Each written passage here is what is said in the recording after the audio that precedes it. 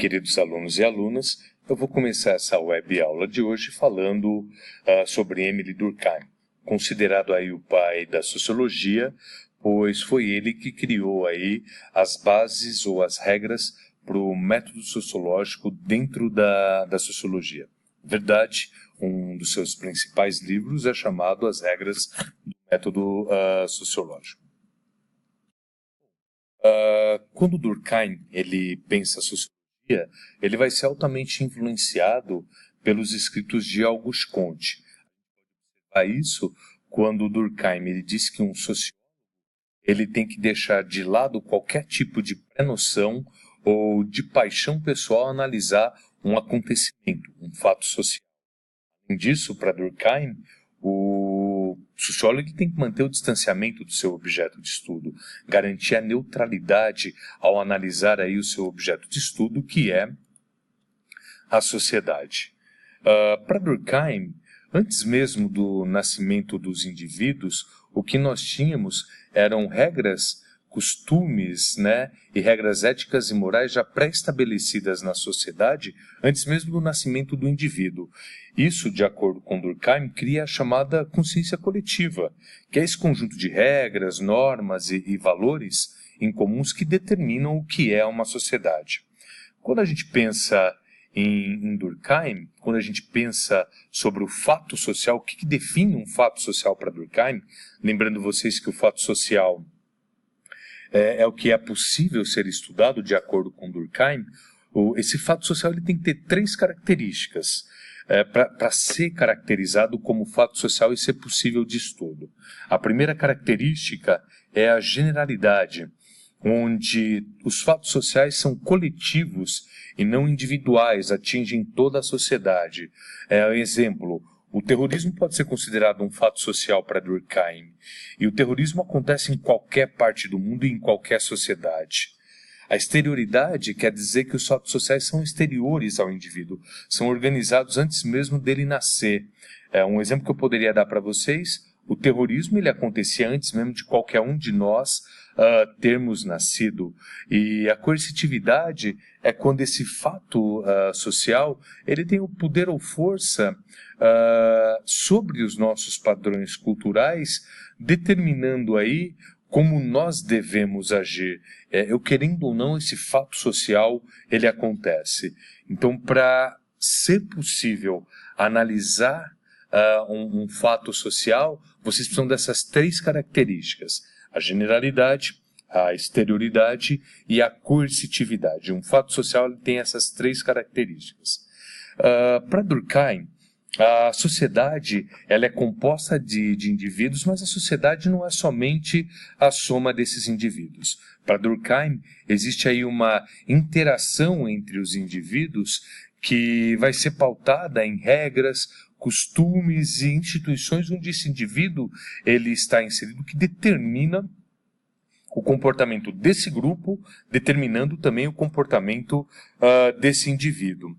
Para Durkheim, o que une a sociedade, o que une as pessoas dentro dos grupos sociais é a chamada solidariedade, que ele divide em dois tipos: a solidariedade mecânica e a solidariedade orgânica.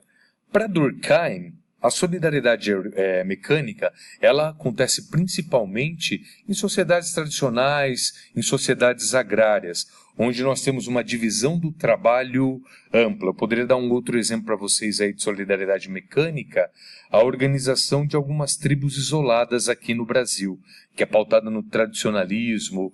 A divisão do trabalho ela é ampla. O que você tem nessas sociedades indígenas aqui do Brasil, tradicionais do Brasil, é o homem sendo responsável pela caça e a pesca e a mulher pela agricultura e o cuidar das crianças e o cuidar dos filhos. Então a divisão social do trabalho aí ela é ampla. Nós temos uma diferenciação muito pequena entre os indivíduos, Numa tribo indígena não existe aí um aperfeiçoamento do trabalho. A consciência coletiva, a consciência do grupo, ela vai prevalecer aí em detrimento das consciências individuais. Existe uma grande coesão dentro desse grupo. O que isso quer dizer? Esse grupo ele está bem próximo. Existe também uma homogeneização do comportamento das pessoas e do pensamento. Elas agem, elas comportam-se de forma igual. É a sociedade que vai definir o que é moral e imoral, o que é o desvio ou um crime, e não um indivíduo. Em contraposição à solidariedade mecânica, eu tenho aqui a solidariedade orgânica, onde eu tenho uma complexa divisão social do trabalho.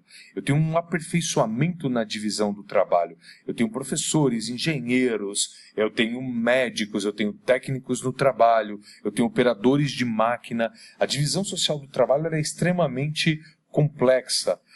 Existe uma grande diferenciação entre os indivíduos. Esses indivíduos vão desenvolver aí papéis sociais que vão preencher várias funções sociais. Nós não temos mais na solidariedade orgânica uma homogeneização do pensamento e comportamento. As pessoas agem, comportam-se da forma que lhes convém. Nós temos aí um enfraquecimento da chamada consciência coletiva. O individual, ele predomina sobre o coletivo.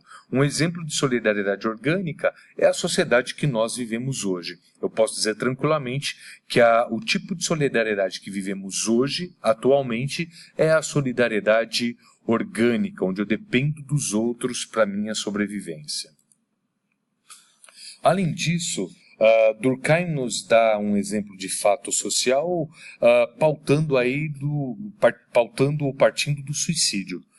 Para Durkheim, o suicídio ele é um fato social e não uma escolha individual. A partir do momento em que Durkheim define o suicídio como fato social, que é geral, que é exterior e que é coercitivo, ele divide o suicídio em 3 tipos. No anômico, onde ele diz aí que a partir de uma sociedade doente, sem regras, isso é muito importante, né? Durkheim ele fala sobre o conceito de anomia da sociedade. Para Durkheim, a partir do momento em que as regras e as leis de uma sociedade não estão muito bem definidas ou estão se organizando e estruturando, para Durkheim essa sociedade ela é doente, é uma sociedade anômica. Por isso, para Durkheim, nós temos aí o chamado suicídio anômico. Por conta da quebra de harmonia dessa sociedade, o indivíduo ele suicida-se.